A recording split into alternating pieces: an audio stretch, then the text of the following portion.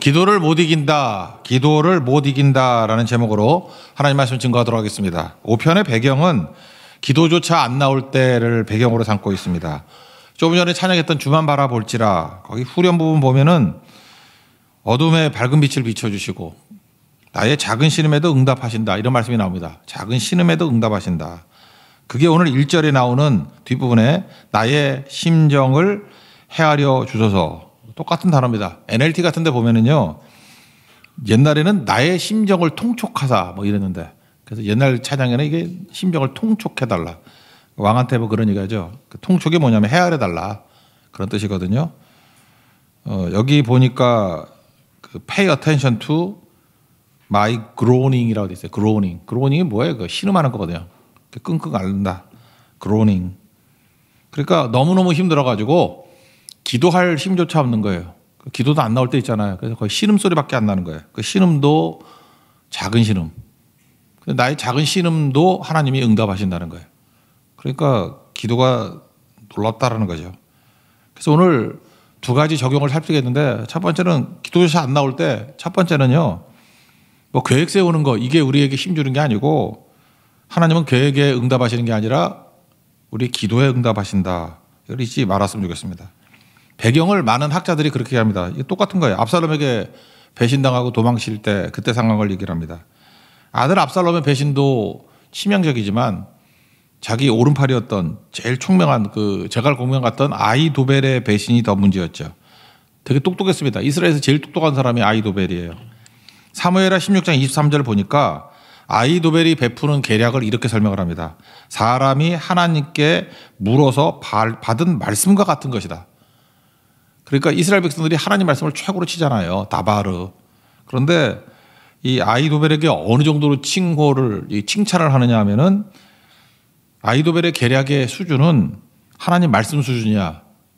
거의 신성 모독 같은 얘기를 하고 있잖아요. 그죠? 그 정도로 어마어마한 계략의 사람이다.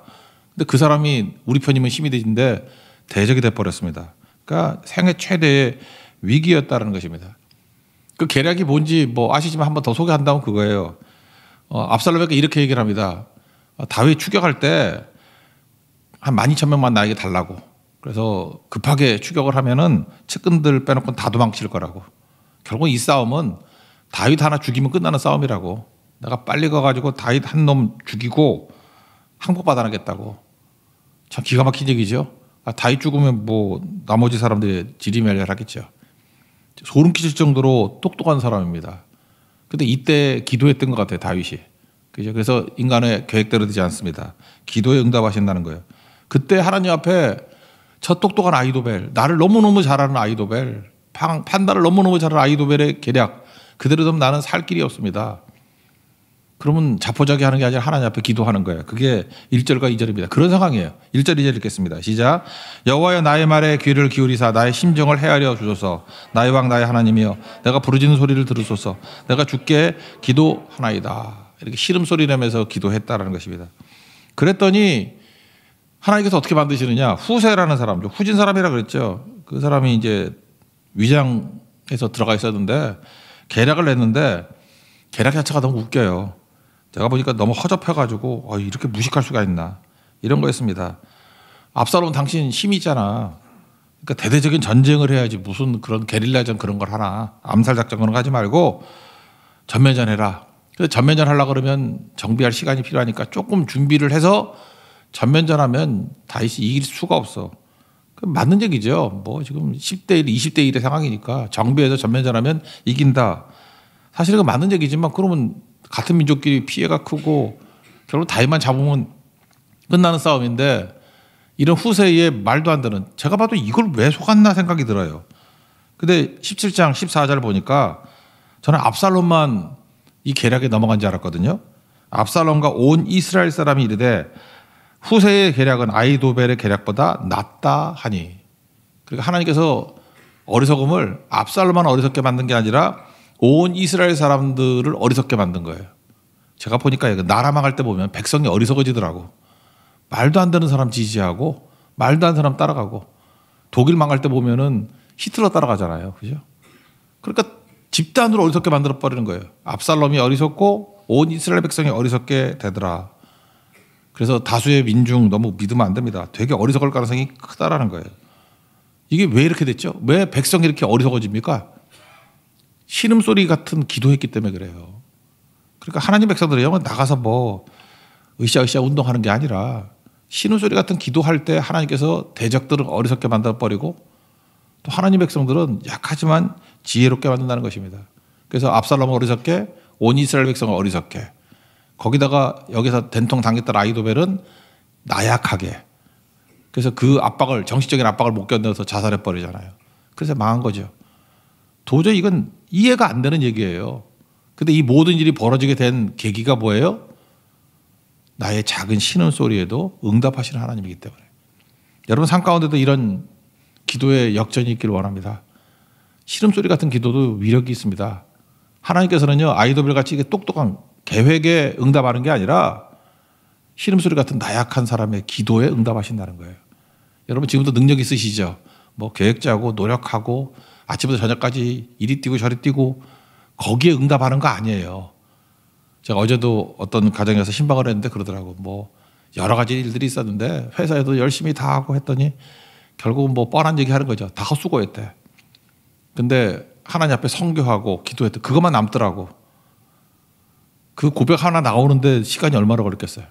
지혜로운 사람, 여기 젊은이들 그 몸으로 깨우치려고 그러지 말고 남이 망하는 꼴 보고 빨리빨리 깨우치라고요. 그래서 하나님은 계획에 응답하시는 게 아니라 아히도벨 같은 똑똑한 사람의 계획에 응답하시는 게 아니라 나약한 자의 신음소리 같은 기도에 응답하신다. 이거 붙들면 승리할 수 있습니다. 여러분 기도로 승리할 수 있는 하나님의 종 되기를 바랍니다. 그래서 그 어떤 것도 기도를 못 이깁니다. 아히도벨의 계략도 기도를 못 이깁니다. 여러분 주변에 얼마나 똑똑하고 힘있는 사람들 많아요. 기도 못 이깁니다. 무적의 사람 되십시오. 기도하는 사람이에요. 결국 기도하는 사람이 없으니까 판판이 깨지게 된다는 것입니다. 그래서 위기가 뭐냐? 기도가 줄어드는 거예요. 기도 없으면은 결국은 패배입니다. 뭐 당장 패배냐, 나중에 패배냐, 그 차이점이죠. 여러분 떠나갔던 기도 돌아오게 하십시오. 요즘 가을 되니까 우리 동네에서 맨날 전어 팔대. 집 나간 며느리도 돌아온다. 나 근데 그 전어 그 생각이 나는 게 아니라 집 나간 기도가 돌아오도록, 여러분 집 나간 기도가 돌아오도록 빨리 외치십시오. 전어를 굽든지 뭘 하든지 간에 더 계획 세우는 것보다 더 기도하는 게 훨씬 더 강력하다. 기도에 불이 붙는 우리 하나님의 종 되기를 바랍니다. 두 번째 내용은 뭐냐 하면은 이렇게 문제 해결해서 끝나는 게 아니고 다윗의 위대성은 그거잖아요. 의를 구했다는 거, 의로움을 구했다는 것입니다. 기도 내용이 문제 해결이 아니라 의로움. 의로움이 뭐라 그랬어요? 관계죠. 디카이오스네. 그러니까 하나님과의 좋은 관계를 구했다는 것입니다. 왜? 모든 승리는 관계에서 나오고 모든 열매는 관계에서 나오기 때문에 그렇다는 것입니다. 그래서 하나님께서 우리에게 돈을 주시고 시간을 주시면 어디다 써야 돼요? 좋은 관계 맺는데, 하나님과의 좋은 관계 맺는데, 이웃과의 좋은 관계 맺는데 다 쏟아부어야 된다. 그래서 이렇게 위기 가운데서도 하나님 신음 가운데 다윗이 구했던 건 뭐냐? 기도했다. 두 번째는 의로움을 위해서 기도했다는 거예요. 관계를 위해서 기도했다는 거예요. 하나님 이 위험 와중에서도 나는 하나님과의 관계 놓치지 않기를 원합니다. 그 의의 의. 8절을 읽겠습니다. 시작. 여호와여 나의 원수도로 말미암아 주의 의로 나를 인도하시고 주의 길을 내 목전에 곱게 하소서. 나의 원수도로 말미암아, 즉 압살롬과 뭐 아히도벨 이 반역으로 말미암아 그들 때려잡아 달라. 그거보다도 그것 때문에 내가 오히려 하나님과 더 좋은 관계가 맺혀지기를 원합니다. 주의 의로 나를 인도하소서. 주님의 의로운 관계로 나를 인도해 달라고. 이러니 뭐 하나님이 예뻐할 수밖에 없겠죠. 우리는 관계 아니면 이익이잖아요. 근데 우리 이익을 추구해요. 그게 세상이라고. 그러니까 별로 안 좋죠, 결과가. 이익하고 관계가 있으면 관계를 붙들라고요, 관계를. 근데 우리 욕심, 탐욕 이런 게 생기면요, 이익을 붙은다고. 그 이익 붙으면 어떻게 돼요? 관계가 다 깨져버리죠. 그의 나라와 그의 의를 구하라. 이게 뭐 관계잖아요. 그리고 이 모든 것을 너에게 더하시리라. 관계라는 파이프가 생기면은 복과 축, 뭐 은혜 이런 거 뭐 부어지는 거야. 뭐 그런 얘기 아니에요. 이거 뭐 더 반복해도 지겹지 않나? 12절 읽겠어요. 12절 시작. 여호와여 주는 의인에게 복을 주시고 방패로 함같이 은혜로 그를 호위하시리이다. 의인이 뭐예요? 의를 추구하사. 의가 있는 사람, 그러니까 좋은 관계가 있는 사람에게는 복이 임한다는 거예요. 그리고 은혜가 임한다. 뭐 구약에서는 복이라고 그러고 신약에서는 은혜라고 주로 많이 쓰잖아요. 그러니까 의인에게 주는 복이 있다는 것입니다. 그러니까 하나님께서 우리가 뭐 한 가지 한 가지 복구하는 것보다도 복주는 타겟이 되길 원한다는 거예요. 하나님은 복주는 타겟이 되는데 여러분이 의로움이 있으면 타겟이 돼요. 관계가 좋아지면. 그럼 거기다가 다 집어넣는다는 거예요. 그러니까 의로움이 중요한 거죠. 그래서 십자가의 의가 그래서 중요한 거 아니겠습니까? 십자가가 왜 중요해요? 하나님과 우리와의 좋은 관계를 맺는 거죠. 그러니까 십자가 붙들면 살 수 있다 그런 거라고요. 여기 이걸요. 죄 짓는다. 이걸 뭐 죄 지으면 뭐 벌 받는다 이렇게 생각하지 말고요. 죄가 왜 나쁜 거냐면 뭐 탐욕이나 이익을 추구하는 거 아니에요. 관계가 깨지기 때문에 그래요. 한번 생각해봐라. 이게 뭐 들키냐 안 들키냐의 문제가 아니라 이런 짓거리들을 하는 사람하고 하나님이 동행할 수 있겠냐고. 그러니까 하나님과의 관계가 깨지니까 복도 떠나는 거죠. 은혜도 떠나고. 그러니까 자기 힘으로 살다가 망하겠지. 여기 보니까 죄, 하나님과 죄가 같이 못 가잖아요. 같이 가려고 그러면 예수님이 십자가 보혈을 피를 의지해서 죄를 씻어야지. 가려야지. 오만함 교만함 아니에요. 교만한 자가 어떻게 하나님과 같이 갈 수 있겠냐고요. 하나님 대적하는데. 겸손해야 은혜가 임하지. 행악하는 자 뭐 똑같은 거죠. 맨날 악만 행하는데 이걸 로마서 6장 같은 데 뭐라 그래요. 죄의 종로로 산다고. 맨날 크리스찬이 죄의 종로로 사는데 어떻게 하나님의 은혜가 임하겠냐고. 피 흘리기를 좋아하고 뭐 속이기를 좋아하고 이거 뭐 따질 게 뭐가 있어요. 그러니까 이런 짓거리들 하면 이거보다 뭐 여기 뭐 6가지인가 8가지 나오는데 수백 가지도 더 되겠죠. 관계 깨는 일 하면서 뭔 일이 되겠니 그런 뜻이겠죠. 그러니까 어리석은 자의 모습은 뭐냐면 참 어리석은 사람은 딱 보면 알아요. 내가 어떻게 아냐 보면 이 사람은 무슨 기회, 시간, 돈 이런 걸 가지고 관계를 버리고 자기 이익을 취해. 압살롬이 그런 거 아니야. 마음 훔쳤다. 마음 훔쳐서 뭐 할 거야. 관계는 다 깨져버리는데. 그러니까 죽잖아 나중에. 그러니까 어리석은 자는 사실은 어리석은 거예요 진짜. 왜냐하면 눈앞에 있는 이익만 보는 거예요. 장기적으로 관계를 통해서 얼마나 된통 터질지를 모르고. 그러니까 관계를 깨고 이익을 얻는다? 압살롬의 길이고 아이도벨의 길이라고요. 지금 4절, 5절, 6절을 한번 읽어보면서 이걸 죄라고만 여기지 말고 이런 짓 하면 관계가 깨지는구나. 그럼 요즘식으로 관계 깨지는 방법이 뭐죠? 뭐 잠수 타는 거 이런 거 관계 안 깨지나? 뭐 이렇게 목사 전화번호 블락해놓고 이거 관계 안 깨지나? 그러니까 자기 성질에 그냥 그러면 자기 보호받는 줄 아는데 이게 되게 어리석은 거거든요. 왜 어리석냐면은 그렇게 끝내면 안 되는 건데 그걸 모르는 거예요. 그러니까 어리석지. 그러니까 저 속도 말로 그 꼴로 살지. 여러분 기본적인 교양만 있는 사람도 그렇게 안 끝내요. 절대 그렇게 안 끝내. 복음 이전에 교양만 있는 사람도 그렇게 안 끝내. 왜? 약간의 지혜가 있거든. 그렇게 끝내서는 안 되거든요. 관계가 막히면 안 되기 때문에 관계는 유지는 하면서 뭐 좋은 관계는 아니라 할지라도 최악을 안 되도록 그래야 살죠. 근데 이런 거 계속 해보세요. 관계 다 깨지지. 이거 실제로 행동으로 한다고 생각해봐요. 4, 5, 6절 읽겠습니다. 시작. 주는 죄악을 기뻐하시니 아니시니 악이 주와 함께 머물지 못하며 오만한 자들이 주의 복절에 서지 못하리이다. 주는 모든 행악자를 미워하시며 거짓말하는 자들을 멸망시키리이다. 여호와께서는 피 흘리기를 즐기는 자와 속이는 자를 싫어하시나이다. 여러분 일상생활하면서 누굴 속였어. 막 얘기하면서 야 이거 10,000원이야. 근데 받아봤더니 5,000원이야. 막 이렇게 자꾸 속이는 거야. 그죠? 23,000원 송금했어. 2,300원 송금했어. 뭐 이런 거. 아니, 호떡 사 먹으면서 그런 사람이 있대. 그 요즘에 계좌이체 안 한다 그러잖아요. 그 카드밖에 없어요. 그러면 계좌이체 뭐 해야 된다. 카드 단말기가 없으니까. 근데 그 호떡 파는 사람한테 그 등쳐 먹는 거지. 23,000원인데 2,300원 보냈대. 어떤 아줌마. 그것도 사진 찍어가지고 올리고 그러더라. 아유, 나 진짜 마음이 아파. 그 관계 다 끊어지는 거죠. 그 아줌마 이제 다시 호떡 못 먹어. 가면 잡히잖아. 그러니까 속이는 자, 피 흘리기를 좋아하는 사람은 갔더니 막 때려가지고 코피를 흘렸어. 관계가 되겠냐고 그 다음에. 거짓말하는 자, 관계가 되겠냐고. 행악하는 자, 뭐 다 알겠죠. 교만해보라고요. 관계가 다 끊어져 버리지. 그러니까 왜 이러고 사냐는 거예요. 그러면 반대로 뭐 상식 아니에요. 그럼 관계를 회복하는 길이 뭐예요? 하나님의 압도적인 은혜를 받았으니까 우리가 뭘 해야 되죠? 손해보고 희생하고 섬기고 100데나리온 등쳐먹는 사람에게 손해 봐주고 그 관계가 회복이 안 되겠어요? 하나님과의 관계도 회복되고 모든 관계가 회복되지 않겠냐고요. 그걸 지혜에 있는 사람이라 그런다고요. 다윗은 어려운 가운데도 의를 구하잖아. 의로움. 그리고 의로우면 하나님이 압도적인 복, 1만 달란트의 복과 은혜 주시니까 나 손해보고도 살 수 있다 그런 거 아니에요? 사울하고 용서했던 이유가 뭐예요? 하나님의 압도적인 은혜가 있으니까 그 용서해도 된다는 거 아니에요? 되죠. 다윗이 안 죽여도 알아서 죽어주잖아. 사울을 죽였어요. 아히도벨을 죽였어요. 누구 죽인 적 있어요? 없잖아요. 그러니까 그게 의로 살아가는 사람이라고요. 그래서 의로 살아가는 사람은 결국은 믿음 선교를 하겠죠. 뭐 사람한테 가가지고 찌질하게 뭐 돈 달라 뭐 이러지 않고 그냥 하나님 앞에 엎드려서 하나님이 움직여 주십시오. 하나님과의 관계 속에 살아가기를 원합니다.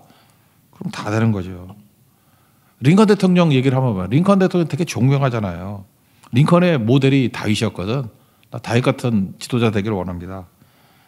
그 남북전쟁 했잖아요. 뭐 흑인 해방 전쟁 아니에요? 그 1년 동안에는 북군이 판판이 졌어요. 준비가 안 돼가지고 남군이 훨씬 유리해서 리 장군이 훨씬 잘했어. 그 1년 동안에 링컨 몸무게가 83kg였대요. 근데 1년 만에 57kg로 줄었대. 그러니까 26kg가 준 거. 이 정도면 이거 병 아니야? 그러니까 여러분들 살을 빼고 싶으면 전쟁을 하라고. 그리고 지면 돼. 1년만 지면은 대통령이 83kg에서 56kg로 57kg로 떨어졌대요. 그러다가 첫 번째 승리가 1년 지나고 난 다음이었대. 그때 참모진들이 환호성을 치면서 이제 첫 승리했다고.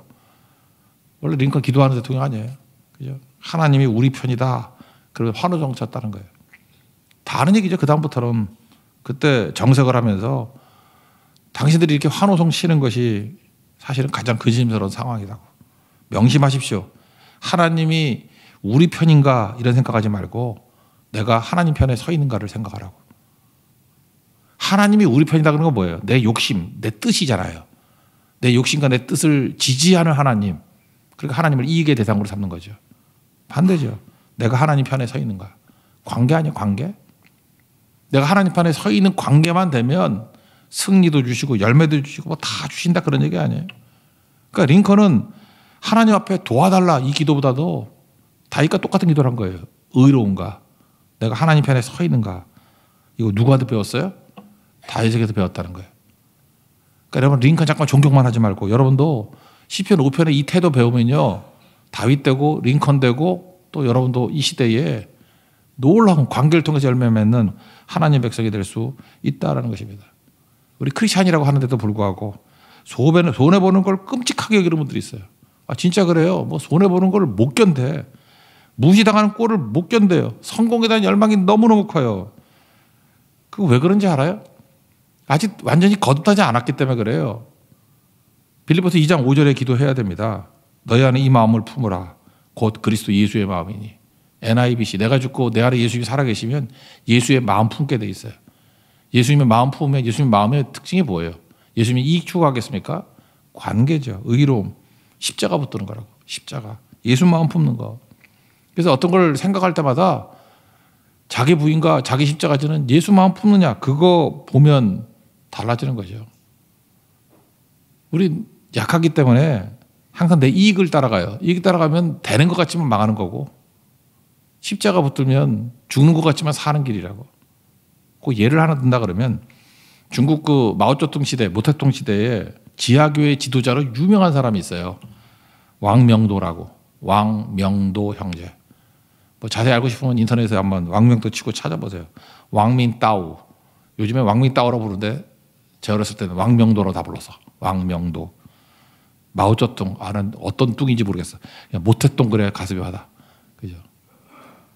주울래 그래야 알지. 뭐 저울라이요? 뭔지 난 뭔지도 모르겠어. 그거. 옛날 사람들 모택동이 좋은 것 같아. 모택동, 왕명도. 이게 복음 전하는 전성기의 공산화가 됐습니다. 체포됐어요. 그리고 본보기로 이 왕명도 하나 잡으면 지하교회 다 없애버린다. 왜냐하면 그 사람이 배교하면 다 따라 배교할 거기 때문에. 그래서 어마어마한 고문했어요.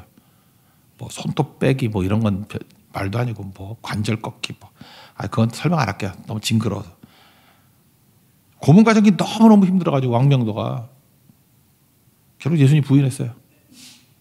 아프잖아. 여러분도 손톱 뽑으면 부인할 사람 많을걸? 엄지만 뽑아도 부인할걸? 예수 부인하고 풀려났어요. 그랬더니 교인들이 차가운 눈초리로 쳐다보고 둘째 예수님께 너무 송구한 거예요. 정신적인 영적인 고통이 너무너무 심하고 거기다가 두통이 떠나질 않는 거예요. 두통이. 풀려난 거 난 다음에 뭐 이유는 모르겠어요. 하여튼 그건 본인은 하나님이 주신 두통이라고 생각해요. 머리가 너무너무 아파가지고 그리고 감사했대요. 내가 주님 배신했더니 하나님께 나를 사랑하셔서 이 떠나지 않는 두통을 주셨다고. 그리고 다시 베이징 거리로 나온 거예요. 모태동 때 60년대 거리 나와가지고 목에 간판, 목간판 있잖아요. 쓰고 나는 베드로입니다. 나는 나를 사랑하는 예수님을 배신한 나는 베드로입니다. 써놓고 통곡하면서 걸어다녔어요. 다시 체포됐죠. 19년 동안 더 감옥에 있었습니다. 지하교회에 불꽃이 돼버렸어요. 왕명도 하나 잡으면은 지하교회가 다 깨지는 줄 알았는데 그래서 1946년에 그 추방당하고 난 다음에 선교사들 100배가 늘었다 그러잖아요. 중국 교회가 100배. 그 중에 그 불꽃 같은 역할을 했던 게 왕명도였다고. 19년 동안 믿음 지켰더니 지하교회 교인들이 왕명도 따라하자. 왕명도도 감옥에 있는데 왕명도 위해서 기도하고 그 믿음 따라가자 하다가 부흥이 일어난 거예요. 핍박을 두려워야 하는 교회가 돼버려요. 부흥의 원동력이 됐다고. 20년 만에 19년 나오고 20년 만에 만났어요. 사람들. 그래서 어떻게 그 고난과 온갖 어려움을 다 견딜 수 있었습니까? 그래서 왕명도 때문에 유명해진 찬양이 384장이에요. 나의 갈 길 다 가도록 예수 인도하시니. 그 쭉 부르면서 믿음으로 사는 자는 하늘 위로 받겠네. 그러면서 하늘 위로 받는 걸 얘기를 하는 거예요. 내가 감옥에 있었지만 하나님의 위로가 있었어요. 힘들지 않았다고. 견딜 수 있었다고. 감옥에서도 전도했다고. 바울같이. 오히려 왕명도는 중국의 바울이에요. 감옥 안만 전달뿐만 아니라 지하교에 있는 많은 사람들이 영향을 줘가지고 결국은 중국에 100배 정도 부흥이 일어나는 거예요. 원동력이 왕명도라는 얘기도 있어요. 무슨 일을 만나든지 많은 사람이 통하리라. 그래서 한동안 중국에서 제일 좋아하는 찬양이 이 찬양이었어요. 이 찬양 부르다가 저도 너무 좋아가지고 하나님 앞에 섰을 때 이거 다 외워서 이거 부르려고. 그때 뭐 그랬던 사람이 한두 사람이 아니었던 기억이 납니다. 여러분 인생이 그래요. 자기 이익 찾아가고 뭐 내 뜻대로 되는 거 그거 얼마 안 가거든요. 한번 생각해 보세요. 세계에서 제일 그 힘 있는 자가 로마 황제 아니었습니까? 로마 황제들 싹 모아가지고 평균 연령 나눠봤어요. 35세. 여기 35세 넘은 사람들인데 거의. 그 황제 하면 뭐래? 황제 할래? 35세 죽을래? 그냥 그러고 지금 사는 게 낫죠? 35세요. 황제라 그래봐요. 평균 35세. 중국 황제 평균 39세. 그죠? 중국 황제도. 우리 조선 27명의 왕이 있었잖아요. 평균이 43세. 그 왕대가야 기껏 해봐야 그 43세예요. 그것도 가시방석에서. 아무것도 아니잖아요. 땅의 것 취하지 말고 하늘의 것을 취하는 하나님의 거룩한 종 되기를 바랍니다. 그래서 주님의 의를 구하고 관계만 구하면 일은 하나님이 하신다는 거. 그래서 하나님의 주신 능력으로 승리하는 주의 거룩한 종 되기를 축원합니다. 자리에서 일어나겠습니다. 오늘은 찬송으로 하죠. 384장.